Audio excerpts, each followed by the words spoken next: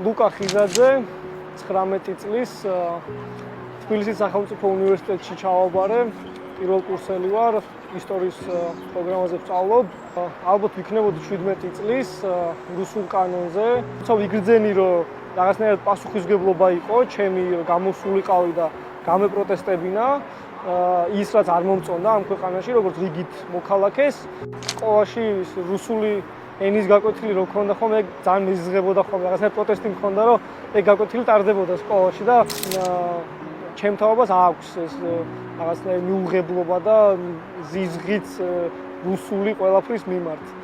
მიუხედავად იმისა, რომ ეს ოჯახიდან არ მოდიოდა ეს რაღაცა სულისკვეთება და ეს ინტერესი პოლიტიკისადმი, მაინც რაღაცნაირად ეს ჩემ თავში აღმოვაჩინე და მე ვიყავი, მე ვარ ის მიზეზი, რატომაც ახლა თქვა მამა ჩემი, დედა ჩემი რაღაც ვინც ჩემ უკან დგას, მოკლედ ნერვიულობენ ამ სიტუაციაზე, ვინც ჩართულები არიან ამ ყველაფერში და ელემენტარული რაც არის, არა იგნორებენ ამ ყველაფერს, იმიტომ რომ მე მგონი რომ ერთი ადამიანის თუ აპროტესტებს ოჯახიდან, ყველა უკვე ჩართული არის ამ ამბავში, ყველა ადამიანს აქვს რაღაცნაირად ეს ბავშვობიდან მომავალში რა შეიძლება გააკეთოს. მე რატომღაც არ ვიცი, მქონდა ყოველთვის ეს განცდა, რომ რაც არ უნდა გამეკეთებინა, რაღაცით ქვეყნის კეთილდღეობასთან უნდა ყოფილიყო კავშირში ჩემი საქმიანობა, ან პროფესია, ან რაღაც რაც დავირჩევდი, რომ ყოფილიყავი მომავალში.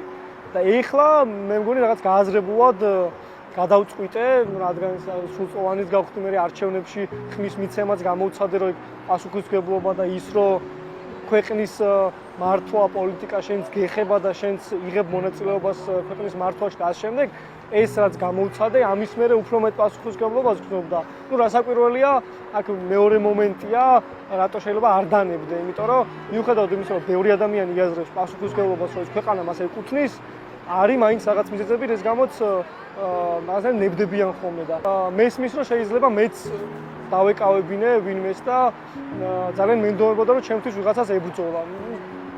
პირველ რიგში მეგობარი მყავს ზვიადი ცეცხლაძე, რომელიც ასევე პატიმარია და ალბათ მასთანაც მაქვს რაღაც პირობა დადებული, რომ მისთვის უნდა ვიბრძოლო. ქართველ ადამიანებს, ქართველ ახალგაზრდებს დაგვეკისრა ეგ მოვალეობა წინაპრებისგან, დაგვეკისრა ეგ მოვალეობა მამებისგან, ბაბუებისგან, ძველი თაობისგან, რომ ის ბრძოლა, რაც დაიწყო რუსეთის წინააღმდეგ, რაც დაიწყო ავტორიტარიზმის წინააღმდეგ, ეს ბრძოლა ჩვენ უნდა მივიყვანოთ ბოლომდე და ჩვენ უნდა მოვიპოვოთ გამარჯვება, ჩვენ უნდა შევქმნათ სახელმწიფო, ქვეყანა, სადაც პოლიტიკოსები, საჯარო მოხელეები, პოლიციელები, ყველა ადამიანი საკუთარ მოვალეობას პირნათლად და პროფესიონალურად ასრულებდეს.